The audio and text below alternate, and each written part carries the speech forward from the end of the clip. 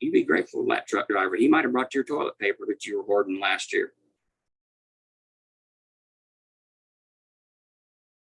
There's increasing talk in these days about the growing lack of civility in our society.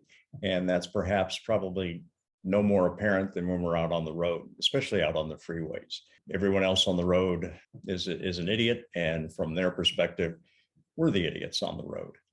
And maybe that's because we're all in our respective boxes and we're feeling very anonymous and almost licensed to be uncivil. In this segment, we talked with Joe, who, after almost 40 years of being what we would commonly call a semi-truck driver, he recently retired. And he retired with having logged almost 4 million miles of accident-free driving. Well, at least accidents that were his fault. And that's quite an accomplishment.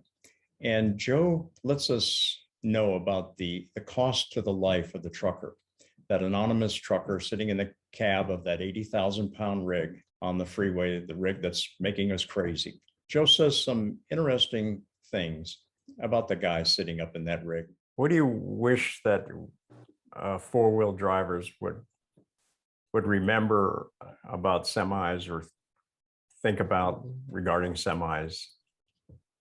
I wish they would remember, think about, there's a man up there that has a wife, kids, maybe grandkids, and he wants to get home to them. And he's not ready to play games and play bumper cars for four-wheelers. He doesn't want to hit them. He doesn't want to cause them to have a wreck. He doesn't want to cause them to be nervous. He just wants to do his job. And the less they mess with the driver or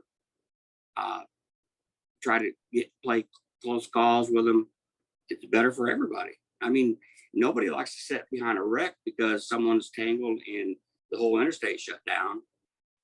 And four-wheelers always think, well, it's the truck driver's fault. It's not always the truck driver's fault. And just, if they could remember that, like, I'm up in the truck, I'm trying to do a job, but I want to get back home to my family, enjoy my family. You know, there are a lot of truck drivers that drive, sort of day jobs.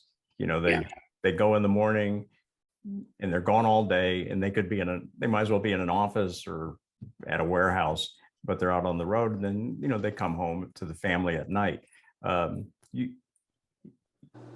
did some drives that took you away for a while, and you had buddies, I'm sure, that did even longer drives, especially team drivers. What's the effect on the family and the family relationship in those situations? Well, it's rough. My son, I didn't see my son near as much as I could have. He missed a lot of holidays, and every company I work for, they say, "Oh, you get Christmas off." Well, you might have Christmas off, but you're going out Christmas night. I mean, you might get in Christmas morning in time for the kids, and sometimes you don't. Sometimes you don't make it for Christmas. It all depends on the companies. Everybody likes to say you're not a number, you're a person, but a lot of places you're just a number. But I'd say 80% of my friends, I'd like to say 80%, are family people. They're out there just to get the miles in and get back home as soon as they can.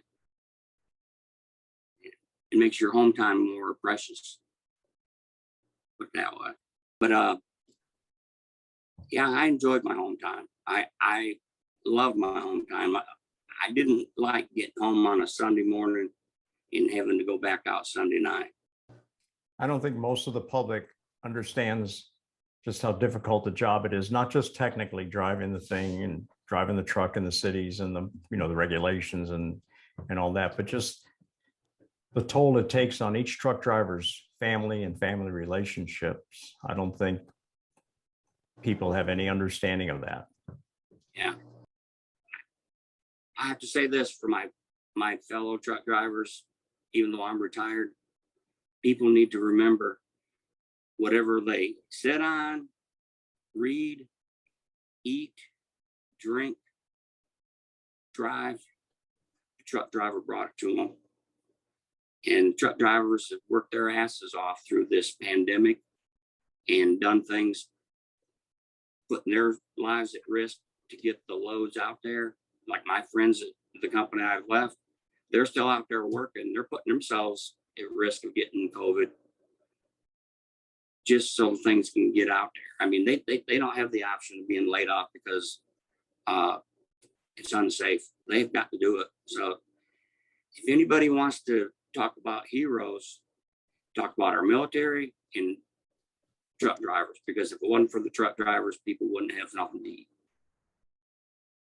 And I'm a firm believer in that. Just I was scared they're going, when everything's really hit hard, I was scared they're going to just start shutting down the trucks. And if they did that, the supply chains would have been, it would have been over. I mean, people were, the preppers getting all the food supplies and the water stored and everything. It might got to that point without the truck drivers. So I think that's another thing you said, what would I want the four-wheelers to think? You'd be grateful for that truck driver. He might have brought your toilet paper that you were hoarding last year. That's the thing in cars. We always think that's not people in the other cars. It's just this other car or this truck. But your point that, look, this is a dad or a granddad just doing his job, trying to get home. If, maybe it'll make some people who watch this go, that guy's got a point.